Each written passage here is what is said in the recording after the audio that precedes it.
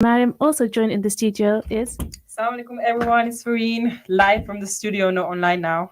It's been a while. It's been a while, yeah. It's nice to be back. The studio smells the same, the vibes are the same. Very anecdotal. We're very happy to be back, and today's topic we'll be talking about greed and individualism. We thought it'd be quite a pertinent topic, being that, especially in terms of the climate that we're in, and what we're seeing around the world, you can see that those kind of manifestations are quite prevalent, especially when we look at social media and what people prioritize. But as we delve into the show, before we do that, we would like to say what the show is about. So, Fareen, what is the show about? So our show is a platform for Muslim girls to voice their own opinions on current events and issues, and even form discussions on general topics such as religion, culture, politics, social media, etc. Please note all opinions and views are our own, and we respect all other or opposing similar views. Yes. So if you do want to join the discussion, Fareen, how can they join us? So you can call us on 01582 481 822. You can also send us a WhatsApp message if you don't want to be calling at 07779 481 822. We're also really active on any social media platform. So on Instagram at sistersspeak. If you have any thoughts after the show, or if you want to recommend us some topics that you want to listen to on the radio, you can send us a message there. We also have a hashtag going on called Thought of the Week on Twitter. So if you want to share your thought of the week, we will be reading them out loud. And finally, we have TikTok as well at sistersspeak_. Absolutely. So if you do want to join the discussion, do let us know your thoughts. As Fareen mentioned, we are on multiple social media platforms. But before we do that, before we get into the main crux of the show, we have a segment called Thought of the Week. And in this segment, we talk about something that's anecdotal, something that we're thinking about, or perhaps just a reflection. So Fareen, what is your thought of the week? What is my thought of the week? I haven't had a really, you know how I always pre-think my thoughts of the week. I haven't had any chance to talk about it. But I think I'm just going to go with, I really like to talk about social media. Anyone who's been here listening to the show, is my strong point. So my thing would be so everything that's happening right now in the world, we can just post, and raise awareness is really important. So raising awareness is never bad. And sorry guys, we're just setting a bit. Yeah, so raising awareness and using your social media platforms responsibly is always really important. And I don't think anything that's raising awareness or is bringing a bit of focus on an important topic or an important issue going on in the world is ever going to be too much or too less. I think it's just important to post it and, do your research before you post anything on social media or speak on any political kind of issue. I think it's really important, especially in the climate that we're in. It's really important to critically have a lens in terms of where you get your news, and to be able to kind of ascertain what is actually reliable and what's unreliable. But I've just been joined by two special guests. I'm going to consider Sonia a guest because it's been a couple of months, but it's very good. No, I'm a presenter. I'm back. She's back. That's my sadness that she wasn't here for a long time, but all for a good cause, which we will delve into. So welcome back, Sonia. Thank you so much. I'm happy to be back. Hello, girls. We're happy to have you back. It's been so long. You've been so busy and everything. I know, but we'll talk about it. We'll just talk about it shortly. And we're also joined in the studio by Anissa. Anissa, welcome to the show. Thank you for joining us today. Thank you for joining us today. And so the first segment, we were actually just talking about Thought of the Week, which is just a segment where we just share reflection, something anecdotal, or just an insight. Fareen just talked about social media. So Sonia, do you want to give your thought of the week? My thought of the week. I completely forgot. Sorry, it's been so long. She hates it. No, I love the thought of the week. My thought of the week this week would be, I think this is going to be very basic, and I've probably said it 100 times, but take time out for yourself.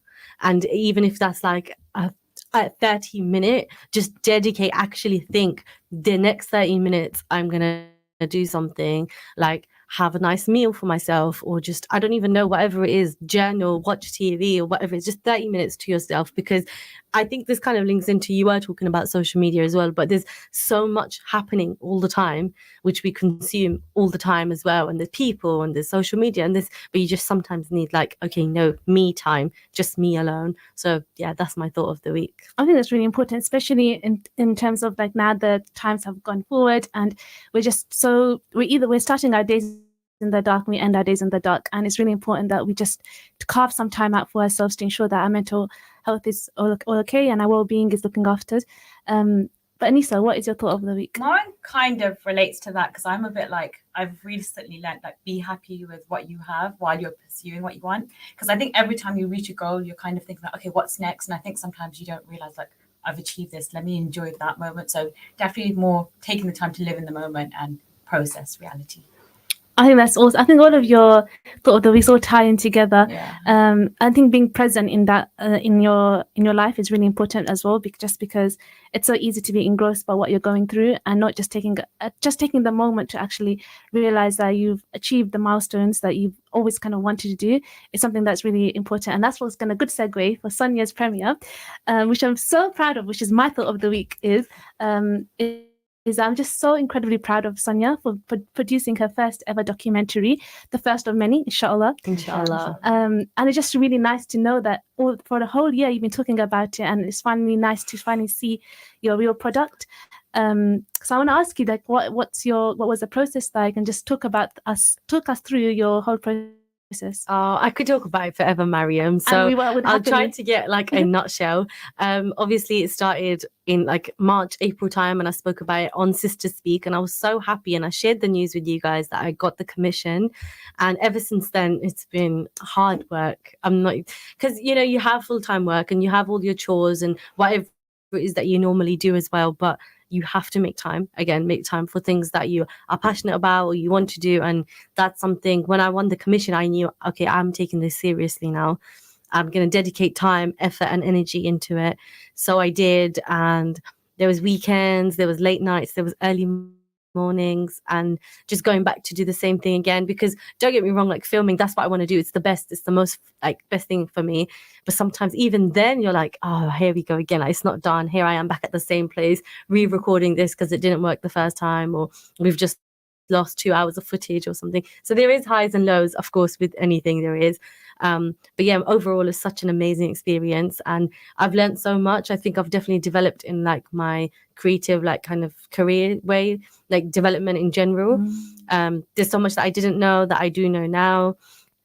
And just talking to the people in Berry Park was so amazing, because it's talking to people that you wouldn't usually talk to on a different level. So for example, like the person who sells fabric in Berry Park, usually you're just like, can I get 6 yards of whatever it is that you need? But when you actually say to them, like, when did you come to this country, or when did you open up your shop? You find out so many amazing things, and you're like, wow, I actually really like you, and I really like the story you're telling me as well. So that was really nice as well, to develop those relationships and those stories. So that was nice. And sorry, I forgot your question. I just started talking about the whole thing. I think it's really just like your documentary, very organic. What I wanted to ask you is, for those who don't know about your documentary, and what was it about, who commissioned it, and what was that process, and what does that look like? Okay. It was commissioned by Revolution Arts and supported by Bloomberg Philanthropy. And in terms of what the documentary actually was about, it was about Berry Park and just the development of the area, and being a person that's born and raised in Luton and living in Luton. And the reason why I did it is because I felt like Luton was getting a lot of negative press before that. And just naturally, you have like friends that live out of town. I'm sure you've all experienced this. When there's something bad about Luton, they'll send it to you like, aha, this new thing about Luton has come out again and it's bad. It's the worst place to live in the UK or something. That's in quotation marks, by the way, because I don't believe that. And that's kind of why I made the whole documentary and what it's about. That it's a good place to live, and it's just like any other town, really. Yeah, I think one of the main things that kind of stood out to me is how you wanted to shift the narrative around how Luton is just seen as a place that has a lot of negative connotations, but actually you wanted to humanize it and share the stories and celebrate the diversity that we have in our town. I think one thing that what I really enjoyed about your documentary is how organic it was, and how the people in Berry Park were the ones that are storytelling, and that shift made the whole entire documentary. It was sequential in terms of how the story would kind of unfold. And I just felt, and I think Assam actually mentioned as well that it felt like a Stacey Dooley documentary. I genuinely believe the caliber and the skill and the craft of it was incredible. And I really, really hope that, inshallah, this is the first of many, many documentaries. Fareen, do you want to have any thoughts on that? Because you were also at the premiere. Yeah, honestly, I had a great time, and I can't wait for I don't know where the documentary is going to be at, but I can't wait for everyone to see it. And you know how everyone was saying, so in the documentary, Sonia asked a couple of questions, and everyone was like, Berry Park feels so safe, feels so that. And it's like the premiere felt so safe as well. When we were all watching, it just felt like a little family watching a movie. So yeah, I'm so proud of you, Sani, and I'm really, really, like I really like the documentary. I really like the premiere as well. Thank you. And the funny thing is that most of the people that you interviewed, I've talked with before when I was in Bury Park. So it's all these people, you don't know them. Exactly. You know, Yeah. so with this documentary, you knew like what they think of Bury Park. Are they, because sometimes you just think, oh, they don't like it, they're not doing this. But in that moment, in that documentary, you can see that everyone likes Bury Park. You know, it's such a safe place, so diverse, and everyone was saying nice things about it. And I loved also the little like you didn't cut out any the natural things where you start laughing or you get things wrong. So yeah, it did feel really organic and really natural. Thank you so much. I'm really glad that the premiere also felt like Bury Park in a way, because that's what we were trying to do, because it was set in the center of Bury Park, the premiere. We didn't do it like in a theater or somewhere with like a cinema screen or anything. We literally did it in a community center in Bury Park, because we wanted you to feel those vibes. And I'm glad you said it's organic too. And I don't know if you remember, but we did ask someone, what's your pet peeves? Like, what negative points are there? Because every place in the world will have something that's negative as well. And then they do mention it, but they also like, that's just life. Like, yeah. And I don't know if you remember, but one of the kids that we interviewed, he said, well, it depends what you do and which crowd you're in, which is so true. That's very profound as well. I think that was a very good reflection, because it's how you create your community and how you assert yourself in that space. Anissa, do you have any thoughts? Did you manage to come? I also had the pleasure of being there, and it was really like what you did in the movie is what you also did in that room, like the diversity and like the way you have brought people together. And it was just so nice. It was just so nice to see that. Yeah, the way you bring people together in your movie and in that room. And I think it's what you said. You kind of showed all the goodness of why Luton like can be such a amazing place to live in, the community feeling of it. Yeah. Thank you so much. So I have a question for you. Okay. Do you go to this is the documentary now? I'm just going to do the documentary. Okay. Go for it. Do you go to Bury Park, and if so, why? I can't say I go like so often, but definitely when there's a reason, like say if it's for Eid or like a wedding, like I do go to the shops and see what I can buy for outfit wise. But again, like in terms of especially what we eat and stuff like that, Bury Park is a place to go. Like, culturally, like authenticity, like the places we come from, like it's all available there in Bury Park, and we're kind of fortunate enough that we have that so close to us. Definitely, yeah, because a lot of people. Our roots. I agree with you, and a lot of people don't have that accessibility to have somewhere to go if they do want the clothes or the food, like you mentioned. And what about you, Fareen? I'm always in Bury Park. It's my like you said, it's my main trip for outfits, for everything. Now that I'm living out on campus and university, I don't have that comfort. Wow. So whenever I have to buy, for example, halal meat, I have to take a bus. And I have to travel like 40 minutes to Hayes or whatever it is, because in this place that I live, there's no halal meat. So obviously I miss that comfort, because in Bury Park there's everything. But what's there to miss in Bury Park? Yeah, and see, saying something like that, you really realize like how like the advantage that we do have having Bury Park at your privilege in some sense, because we get to have that still a part of our like actual our home, our roots still within. Or what do we call it? I get what you're trying to say. Like we're not in Bangladesh or Pakistan or India or whatever, it's South Asian diaspora, but you have that feeling there. But then on that, Mariam, I'm literally taking over now. But would you say that there's things there that are for people that aren't South Asian? I think it is predominantly South Asian, but I do think it's accessible for everyone. I think it's very welcoming. People are very welcoming, and people are intrigued if other people that don't come from the community. They're very welcoming and hospitable, and they want to share their stories, or they want to be able to welcome them into the shop. So I think in that sense, no one closed their doors. I think everyone's open. It's just you have to be proactive and go there. So you know what, a lot of footage was cut out, because naturally with the film footage is cut out, and such good things that I couldn't include. Like it literally kills me, because I'm like, that should have been in the thing, but you have to, right? So maybe there'll be bloopers, maybe I'll put another I could, honestly I could, or like a behind the scenes, or just a compilation of here's some other clips that you just never got to see. So one of them was a shop owner, and he is in it but just a little bit, and he's in a cash and carry, I think. And I said to him, do you think there's things sold here, or not sold, but like anything in Bury Park where a non-Asian person can enjoy and achieve? And he said, yeah, we sell toilet tissue. And I literally, I was like, what do you mean by that? He goes, every person in the world needs toilet tissue, so it's not just for Asians, is it? Oh, he's absolutely right. He's absolutely right. So it's still shopping at the end of the day, right? Like just normal essentials and food, everybody eats as well. So yeah, I definitely think that there is, I mean, I know I would say there is something for everyone in Bury Park, but toilet tissue. Yeah, honestly, and he said he's got really good prices as well. Oh, So okay. That's important. it's good to know. Where was Especially he during COVID? he was there, and now he's still here in the cost of living crisis. So Right. you know, if you guys need toilet tissue, go to Bury Park.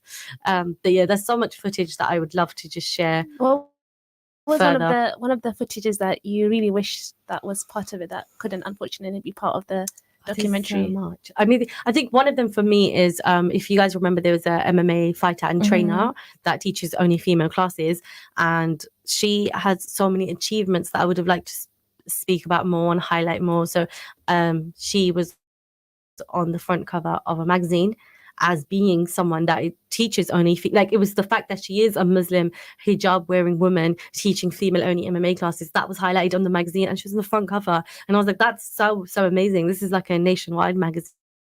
I think it was international. And then also I kind of mentioned this on the premiere date as well. It was like in collaboration with Nationwide, the bank. Like that is huge. Such a huge achievement. Exactly, that's a huge achievement, and I wanted people to know that as well. Obviously, like I said, you can't include everything, but that's Hasina Rahman, and she's gonna do amazing anyway. But it's like stuff that I would have loved to include in the documentary. There's loads of other things as well. Just people on the street saying funny stuff. Like there was a couple of Bengali guys in a grocery store, and they in depth were describing what a jackfruit is. And we call it khatol, and they were just going in on it and like, oh, you have to come, but in Bengali, like enjoy this khatol. And we didn't have time to like add subtitles for the translation part of it. So I was like, okay, it's fine, just cut it out. But I would have loved to include that as well. I think that's really sweet, and so that they take pride in the fruits that are, I guess, quote unquote exotic, but it's actually for home for them. And the fact that they want to describe to you, okay, this is a fruit that's special in our country, I think it just shows like the welcome that they want to do to people, and the fact that they want you to, they have a sense of belonging to their home, to their heritage, and they want to share that with everyone. I think that really shines in Bury Park. Yes. Because everyone has their own little homes, but then they all come together and create that community. And I think that manifestation is seen a lot, especially in times of Eid and celebration, and as you mentioned in the documentary, when there's cricket matches and things like that, I think people all come together. But quite similarly as well, when there's a devastating kind of thing that's happening in our community, everyone also comes together and everyone mourns together and grieves together. Or even that whole group that called Keep Luton Safe, that came out because there's a lot of things happening in Luton that wasn't safe, and so therefore taxi drivers came together and patrolling the streets to make sure that the people are safe in Luton, and that's how it derived. And I think that's what's so beautiful about Luton. I think it's very intrinsic that we have that community feel. Do you add a thought? No, yeah. First of all, I didn't know that it was the taxi drivers that said this is it started off like that. Yes. So they said we're going to come together and patrol the streets. Yeah, we're going to just to keep an eye out, just to see if anything kind of is unsafe, and then you can report things. And then it became larger, and then there's admins and all that. There's like a Facebook page. There's a Facebook page, but that how it started off because there was a lot of unsafe activities that were happening. This is what you need to do, take action as a community, right? And I think Bury Park is definitely one of the few places where I do feel like community vibe. And there was a lot of people that came from out of town. So we had people come from London, Surrey and Milton Keynes, so not in Luton. And they said, just watching the documentary alone, I could feel the community vibe and spirit. And whether you're not part of it on a daily basis, you don't have to live there, but even just being there and being present there, you can feel the vibe, right? I'm sure you can all agree with that. Yeah. And it's a good thing because you don't get that everywhere. Sometimes you need it. Like you're saying now, you live out for uni. I'm sure sometimes you're like, you know what, I could do with a little homely, warm vibe. Can I just add something? Sometimes when, for example, I'm just going to take, for example, my parents. So when we thought of coming to the UK, language is a barrier for not from both my parents, but it's a bit difficult for the English and all of them, that. So when we came to Luton, everyone literally speaks Urdu, which is the language my parents speak. And obviously in Bury Park, everyone speaks Urdu, so it's just so comfortable to be there. You're always thinking, how am I going to speak in English? How am I going to ask for this? And I remember my mom used to ask me how to, ask stuff like, how much is this? How much is that? And she got there and she was just so comfortable straight away speaking Urdu, and it just reminded her when she was living in India. And just gonna share something really quick.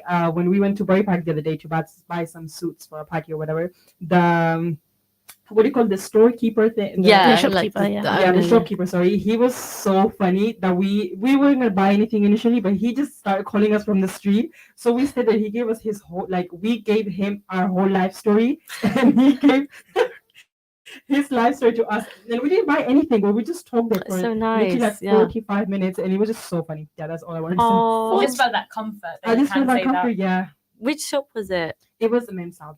Oh, that's really nice. Yeah. I feel like I've experienced that too. You go to them and then like they'll be so friendly, and even if you go to an event, they'll ask about everything and everyone, and then you'll just be like, "I've just told you so much." Yeah. You didn't even know the person. Yeah, you don't know the person. But like you said, you didn't even buy anything. You don't have to buy anything, but you just had a good chat with them. So Yeah. You just that's have that lovely. good, safe feeling. You know, nothing's gonna happen. I'm just having a chat. That's so lovely. I think that community feel is something that's very special, and I wouldn't say exclusive, but I think it's very special to Luton, and especially if when you work outside of Luton, and if you're working in London or any kind of city, you forget that community touch, and no one wants to talk to you. And when someone does talk, you're surprised. You're so surprised. Oh, you can talk to me. Are you talking about when you're traveling on the tube and stuff? Yeah. No one has time to talk to you. They're No one just, has like, time. rushing past. No, you. but even when I was traveling, like recently, I went up north. People were so helpful and so kind and generous, and I was so shocked. I was flabbergasted. Wow, you're talking to me. You're talking to me. I was so surprised, and I thought, wow, people are actually just so kind and generous. But when I work in London, I just think everyone's just so individualistic, and this is why we're going to talk about it in our next half of the show. Yes. Because everyone is just so engrossed in their busy lives that they don't have the time to even ask or consider someone else. And I think that's something sometimes is very problematic. And I think I want to share my reflections a bit later on. But I do genuinely think that, you know, it's so comforting to know that I come home and I come to a community and it just feels like home, because that sense of belonging isn't just, you know, me being a British Muslim, but my heritage as well. I think that's really important. I think once you kind of move around, you kind of have that Appreciate reflection. it Yeah, more, you appreciate it. And Lisa, do you have any final thoughts that you want to share? It's exactly what you're saying, because I'm going through that right now, where I've worked in London or like working from home for like the last 3 years, and now I'm back in Luton, like in a job, and I literally realized, okay, how much like it's actually really nice to be working in like a local community. You're not just a number in a company like in the food chain stuff. You're actually a person and you matter, and like you can build that like feeling with your team. So I think that's so nice to have. Yeah. More on that actually, because since you worked in London and you're working in Luton, what kind of the differences have you seen in terms of just like management or even like group settings and team kind of ethic, I guess? Yeah, I think it's what you say, like you will always be like you're a bit of like a number. As much as like, you know, people will be nice to you, you'll never get that like comfort feeling. Like if something really was happening at home, could I actually go to my manager? Like I never felt that when I was working there. Maybe because I was also working from home like a lot of the time as well, but I never ever got to that level. Whereas here I feel a bit like people genuinely want to look out for you, probably because they have the time. I feel like when you work for these big corporations, like no one really has the time. Like again, it comes back to being a very like all for yourself. Yeah. Well, that's really interesting. And I think one of the things that you kind of pointed out is you worked from home from both companies, and the one that you work for Luton, you have that sense of belonging, but when the one that you're working in London, is that because of the size of each company, like you just mentioned? Yeah, it definitely would be that. But now, no, so in the Luton one, I'm actually working in the office. So Oh, that was right, a big see. like leap of faith I took. I was like, you know, normally people want to work from home, but I took that leap of faith, and it's actually so nice that I have that. But again, it comes back to, you're right, I think it is maybe the size of the company and stuff like that when you're working for a smaller business. But I think overall, I think it's just a safety net, like you feel like in your home. And I think I'm glad, because I did it the opposite way. I'm glad I went London first, lived, because I did also love that. There's good things about that as well. I'm glad I did that. And then now I've come back to home. Whereas I feel like when you do home straight away, you always get that craving, like what's more is out there. Sonia, do you have quick thoughts? We've got 2 minutes left for this one. 2 minutes? Sure. Oh gosh. No, it's so interesting to hear what Anissa has said. I think the way she phrased it as well, like it is true. When you maybe work in Luton nearby, you might think what else is out there. But Anissa's saying she went to London, she did the commute or big corporation and so on, and she's like, actually I'm quite enjoying working closer to home now.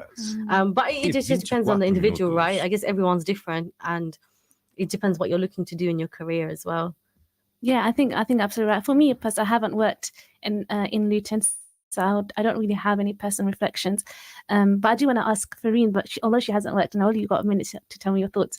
It's like, what's the differences now of living in the community that's away from Luton? And just because you actually were from Spain and you moved to Luton and now you moved again. Yeah, she's always moving. You got 50 seconds. I'm just gonna say I feel really comfortable in Luton in this last 50 seconds, and then in London there's no community feeling because I go to a university with my sister. Then that's my community. Oh yeah. But yeah, because like there's so many people in university that come from different places and everything. I'm gonna talk really fast.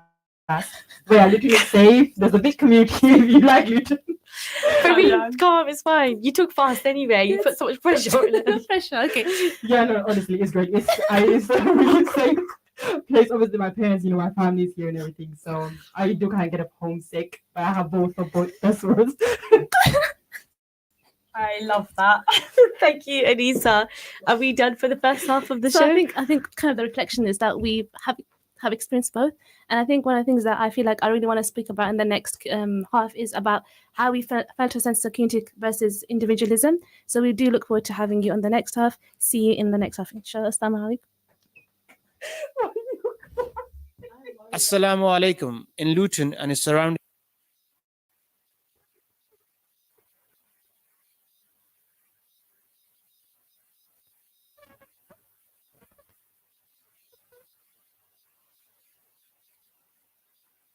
www.idealpropertiesltd.co.uk. Allahu Akbar.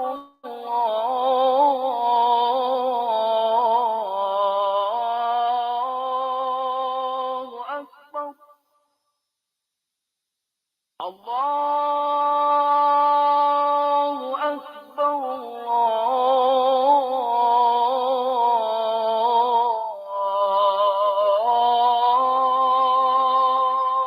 Akbar. أشهد أن لا إله إلا الله.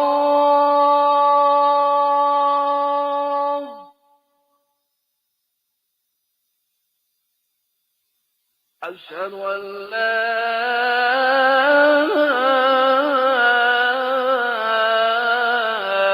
إله إلا الله.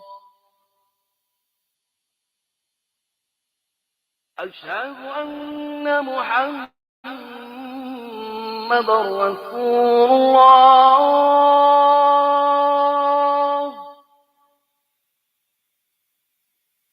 أشهد أن محمدا رسول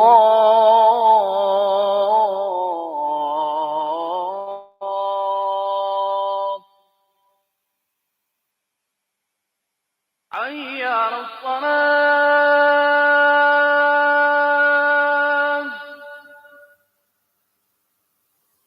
حي على الصلاة.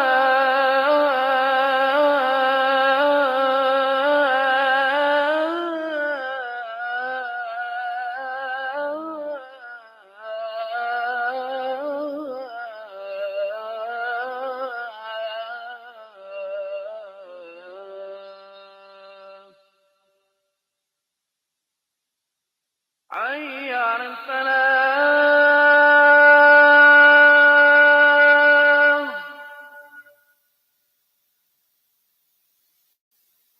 حي على الفلاح.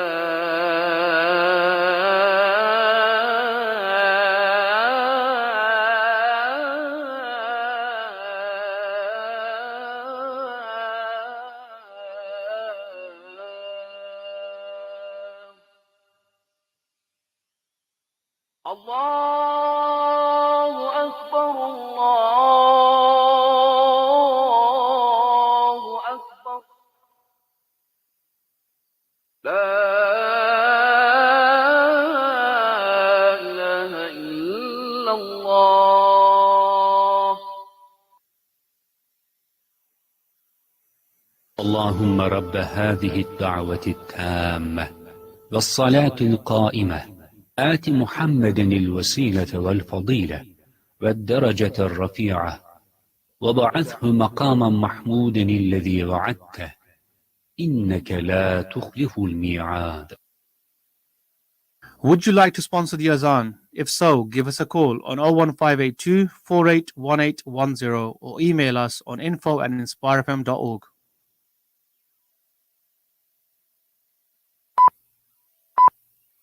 From the studios of Inspire FM, the time is now 6:30.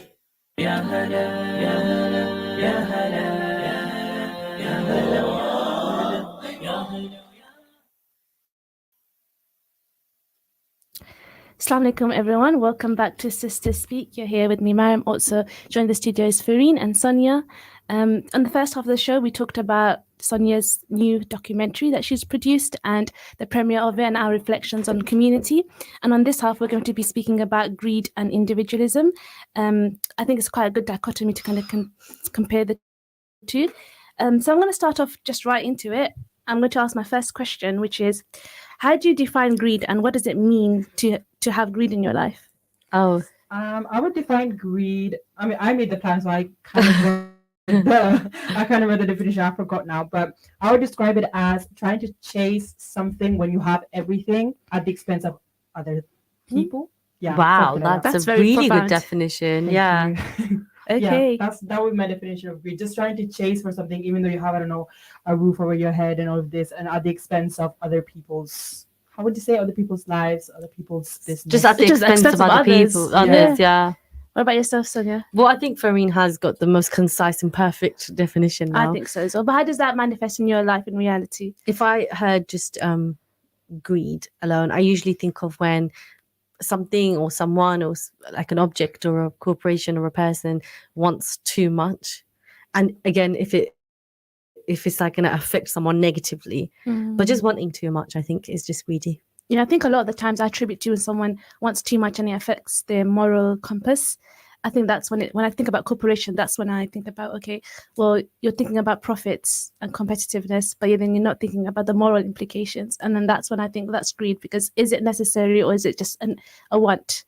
I think that's how I kind of measure that. But even within my own life, in just even the mundane things like, do I really need to eat this much food? Oh, wow. Yeah. That's a I big really problem. don't. I can, I get greedy And like that. it's something that like you're kind of succumbing to your desires because you can buy all this food and you probably can't eat it, but I feel like that comes from a sense of greed because You're just being greedy. you're just being greedy. You just want to show everyone that you have it.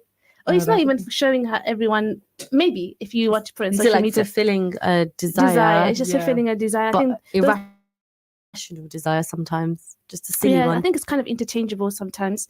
So that's how I look at it. But in terms of when you're thinking about it in terms of like morals, do you think that having a value system helps you kind of navigate greed? A value system, as in your family and all of that. Your principle, however you define value system. So for me, my value system would be it derives from religion and my principles, or even just generically. Do you think value systems impact the way you look at greed or how you kind of navigate it in your own life?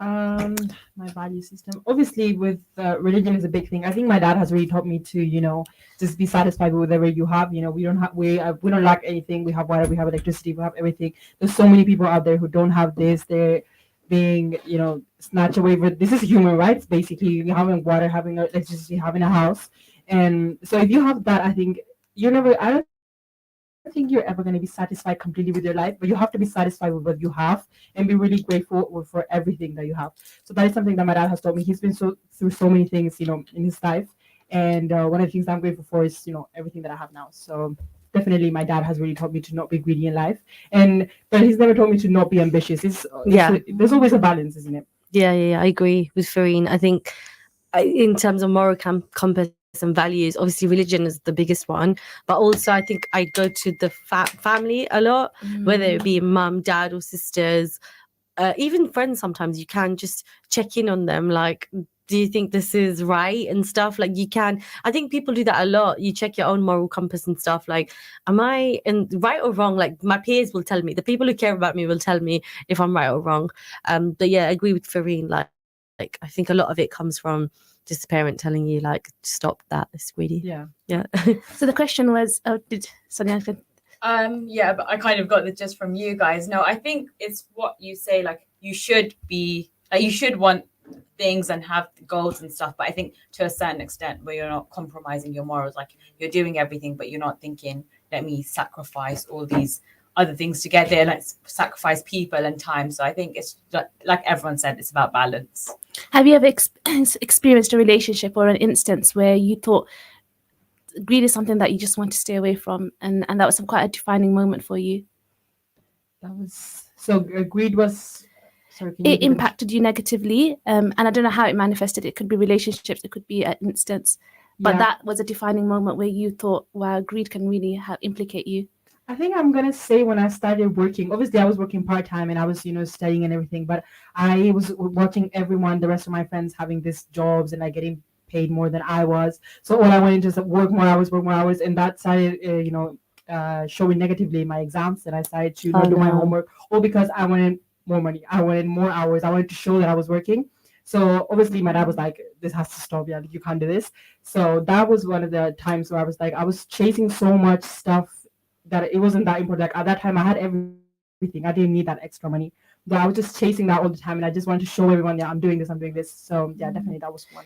Thank you for sharing that. I think I'm being really vulnerable about that because I think that kind of manifests in different ways, especially the more you work. I think competition culture is one of Yeah. those manifestations. Anissa, what's your thoughts on that? Yeah, I think when you're young and you get your first job, it's a bit like another side of independence. Like, you get this thing, you're like, I've got money, and sometimes a lot of us are in like good positions where that money we just need to spend it on ourselves. So we spend it on ourselves. So you do get a bit like, not, I would say greedy, maybe materialistic, and you try and treat yourself and you get kind of lost in that, and then at one point you have to take a step back. You're like, okay, it's not all about things. I have to use my money wisely. I have to have use my brain a little bit. So I think that's another thing. I saw myself getting a bit lost, be like, I'm a bit independent now. Before, if I used to have to ask someone, like now I can just go out and buy it myself. True. So definitely Yeah. learning that.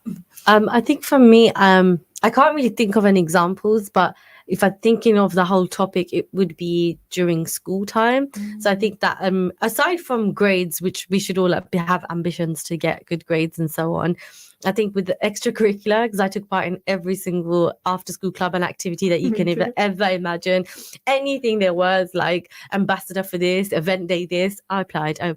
I think part of that was sometimes comes to greed, a little bit of greed, a bit of like showing off, I think, or like I got it and you didn't, or I've got this many things. How many things did you tick off under your belt? Fareen's nodding. She gets me. She gets me. What you're saying. Yeah, the I had that feeling overachiever, before. the extracurricular student. We just have to tick off every single thing we could find. Sometimes it was like, was that actually for your development? Did you genuinely want to go to that, or was it just another? I need to achieve this and get it under my belt. Yeah, well, LinkedIn, but like high school times, right? Yeah. So I don't know what we had then, but exactly, you're getting where I'm coming from. Yeah. So I think some of it was just like you're just being greedy now, or you're just trying to one up someone else. It was not for your personal benefit or gain. Oh, that's really interesting. Did you think that applied to you when you were in university?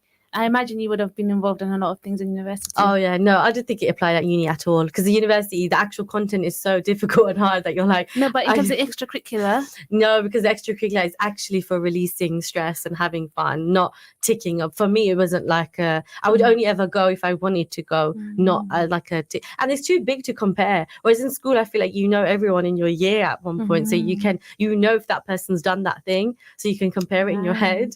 This is where my greed came in. I don't know if it talks about, you feel like you spend so much money on tickets, so you need to utilize the time spent Ticket at uni for university, because right. like if you commute, and I was like, okay, I need to get involved in stuff, so I utilize all the money I'm spending on my ticket. I Like, have that mindset as well. if I'm getting a day ticket, okay, I was like, I guess I only have like 2 classes, but like maybe like actually spend the whole day, even the evening there. So I think I had a bit of that mindset sometimes. I think that's efficient. I think I think that is efficient. Okay, yeah, not greedy. So Not actually, greedy. that's a good segue for my next question, because, and I'm going to say it to you, Anissa, now.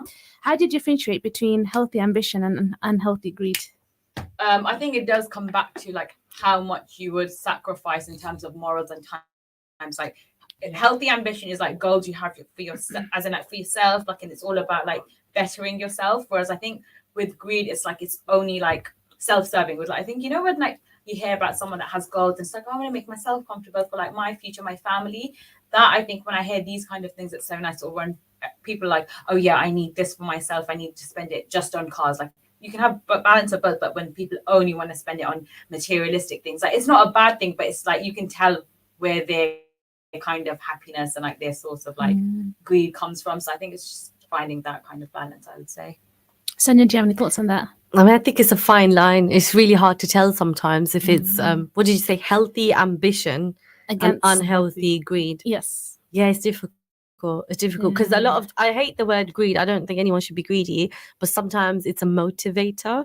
Because if I don't want to use the word greedy again, but if you really want something and it's going to be good for you, there's like a fine line. Like it's an ambition, it's good for you, but it's also you're greedy for it. Does that make sense? I don't know. I think greed is such a strong term. It's a strong and word, it's yeah. a very strong term. And I think it can't be used interchangeably in terms of someone's really passionate about Okay, achieving yeah. certain something.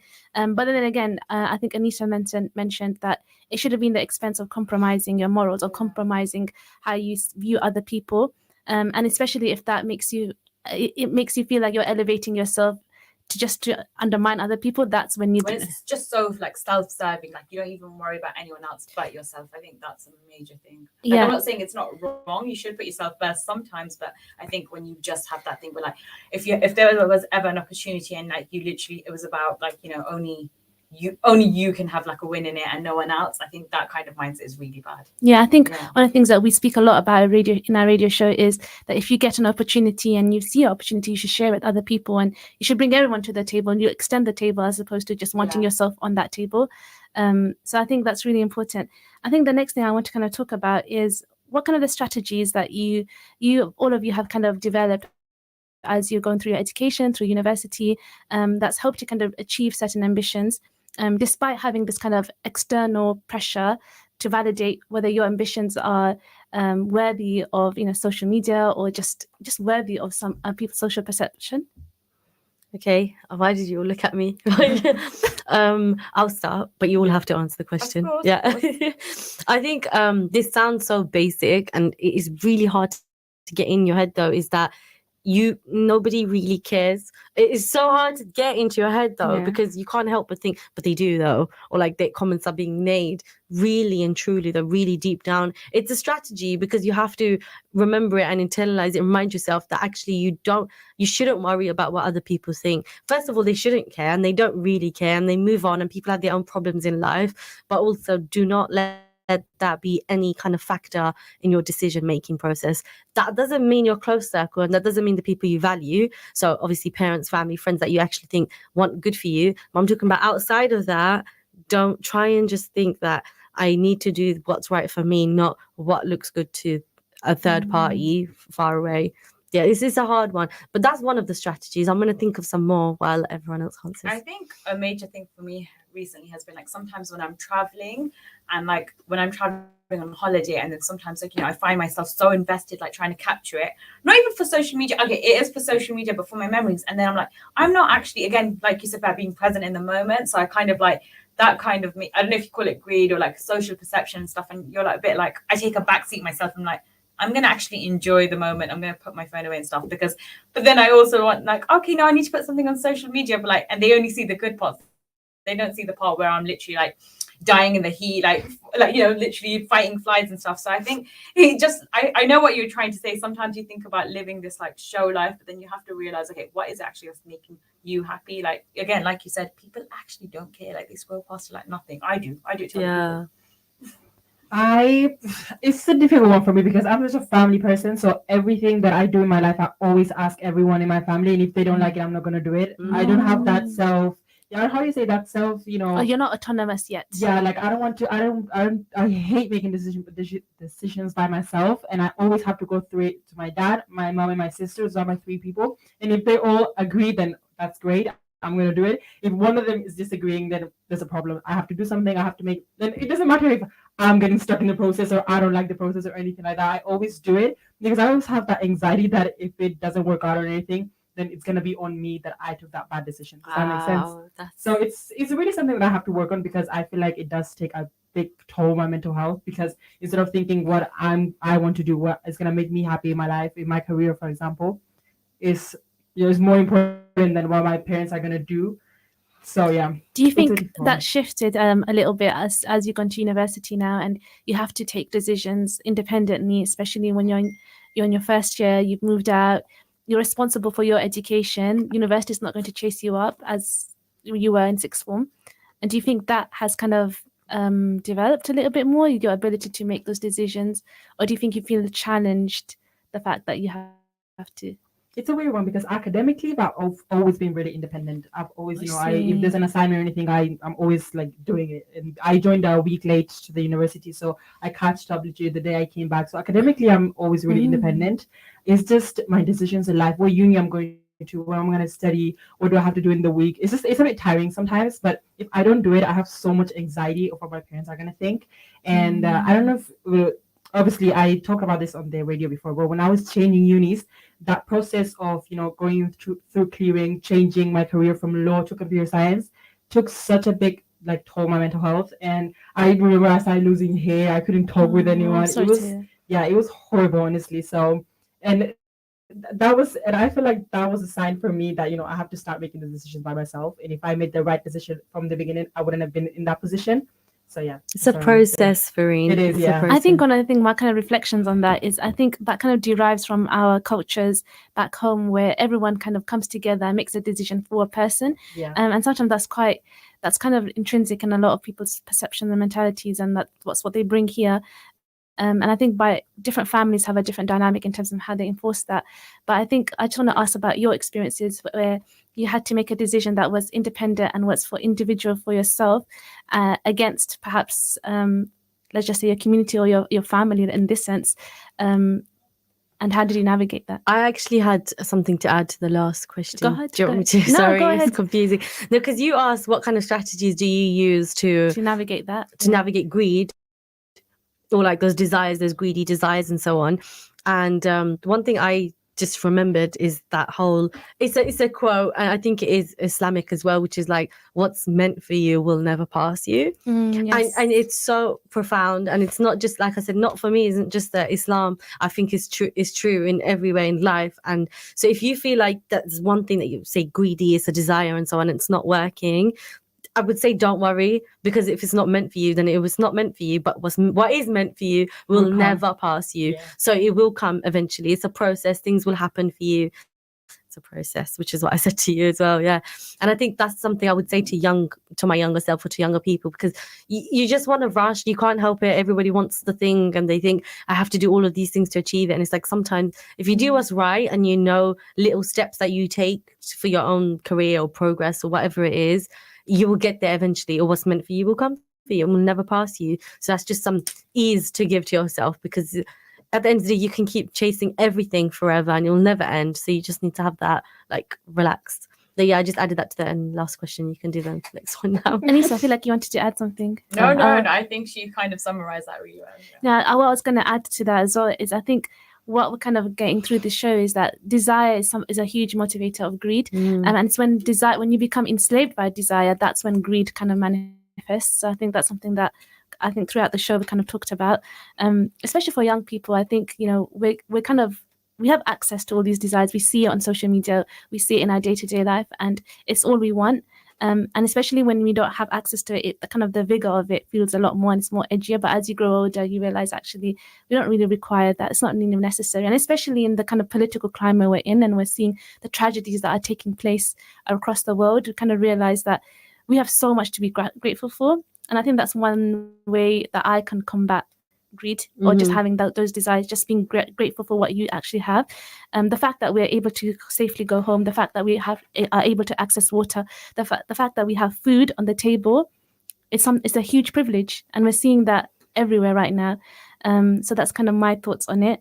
But going back to the question that I wanted to ask about community, since Fareen was talking about how her family and everyone gets involved in terms of decision making, I just want to ask Sonia and Anissa, were there instances that's happened to you, and where you had to navigate a decision that you wanted to make independently? However, there was conflict within your home or people that you care about who could not understand those decision processes. And you don't have to be specific in terms of examples, but just vaguely kind of touch upon how you navigated it. I think, as I'm getting older, one of as much as all of us, wish you can relive our childhood and stuff, but as I'm getting older, I think the beauty of it is you get wiser. I'm the youngest in my family, and I feel like as I got older, as I got wiser, I'm making independent decisions. And sometimes, alhamdulillah, some of them have been the right decisions. You get that respect from your family where you kind of get okay, they trust you to make your own things. So I've been fortunate to have that. And I feel like one thing I've learned in life, even if you make the wrong decision, as long as it's your own, I feel like it doesn't hurt as much. So I think I'd always say to someone, obviously take people's opinions into consideration, but at the end of the day, you're the one that's going to have to live every situation in your life. So really just focus on making your own thing. Yeah. I love that. I think that's what it is. I think there's no such thing as a wrong decision. It's just a learning opportunity. Sonia, what's your thoughts? In terms of the original question, I can't think of a time. I mean, because I'm like Fareen. That's why when you said it, I was saying, wow, in relation, like I can relate. I always just naturally, you can't help it, but you check in with like 5 different people. Like, Yeah. is this the right thing? Should I do this? Should I do this? And Yeah, sorry, I gave such a general answer because I couldn't think of a specific thing. yeah, but I think as I am getting older, again, I think it's a good thing about getting older, Wiser. something to look forward to. Yes. You do get wise and you do feel more responsibility. Because what you said, Fareen, was, oh, if I make this decision on my own, then it's all on me if it goes wrong. But it's like, no, that's a good thing. I got It's a good if you thing, act yeah. like an adult, people will treat you like an adult. It's true. Yeah. But I have to start taking this advice into consideration. Actually, do it. So you got time. You got Yeah. time. But yeah, I think there's probably been times where I've made a decision against what was advised for me for my own benefit.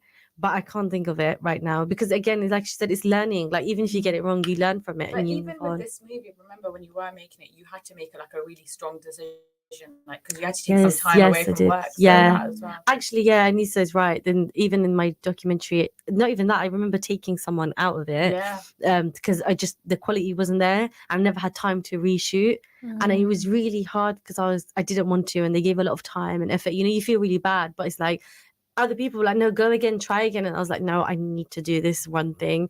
And yeah, I mean, it worked out well, alhamdulillah, for me in the end. But sometimes it doesn't work, but it's just adult. Like you said, it's an adult thing, isn't it? You have to deal with these Trust things. yourself to make like the right decisions, and if they don't, like it's what always say, what's meant for you will come to For you. yeah, we'll never pass you. Yeah, there's another quote. I need to figure. I'm going to rehearse that quote and come back to you, but you go on. No, so I think there's another quote, and I don't know if it's Islamic as well. Is that what's meant to? Well, if there's something's meant for you, even if it's underneath 2 mountains, you will reach it.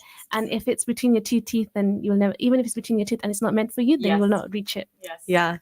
Yes, We we got all it, need we to got it, rehearse the yeah. quotes, but yeah. I think it is. It Islamic is, one, yeah, I Mm. think so. I have it in my That is a camera. Islamic one, yeah. You have it in your camera roll. Yeah. Oh, interesting. What else is in your camera roll? Oh, The gosh. quotes. That was funny. I have a lot of quotes in my camera. Yeah. Anyways, next question. Oh, okay. Was it time? No. So I think the final thoughts is okay. I think the final roundup I kind of want to ask, especially because I think we talked about the positive aspects of community, but I do think there's also the contrast of it when communities are quite pedantic in terms of how we kind of live our lives. I just want to ask, like, how have you navigated that in terms of? I think there's this whole kind of notion of what will people say, and I think that's quite interesting in yeah. our cultures and communities. So just your thoughts on that in the last kind of couple of minutes of the show. I would say, obviously, in the first half, we spoke about how we actually love having that community aspect where we can get it. But then I think, again, it's taking responsibility is I want to feel the community vibe up into here. Have your own boundaries, set that. And think you are separate from my personal decisions. I might need you for something else, or like the vibes, or shopping, or eat, or just a chit chat, or a taste of home, or something. But set that boundary and remember where you draw the line, because community can't make. They're not going to live your life, like Anissa said. You have to live with your consequences and your actions. Absolutely. I think it's what you said, like as much as we want to hold on to our roots, there's also so many like traits and traditions that we want to also like steer away from. Like we want to make sure like for our future generations we're not repeating any like negative patterns. So I think that's a massive thing. And I think like just going back, I feel like I go through that a lot where I set a goal for myself or I do something, I'm like, is this actually because it's going to make me happy, or is it because it's like a social standard? And I think that's something we all go through where like we kind of like mold our kind of goals like according to social standards. And I think you do have to reflect back and be like, okay, what part of this is actually making me happy? Yeah. Yes, and just an example on that Line is following. we'll talk about this another show because I can go on, but a wedding, a South Asian wedding, sometimes just that quote what Anissa said, are you doing it to make others happy, or are you doing that to make yourself happy? And I'm taking anything from hiring a massive hall to food, like what is it actually for?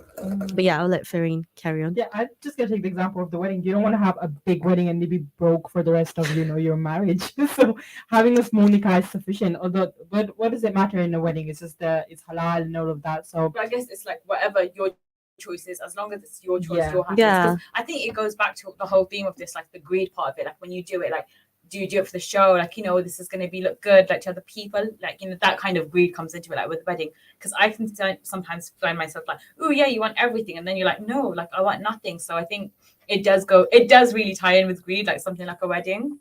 Yeah.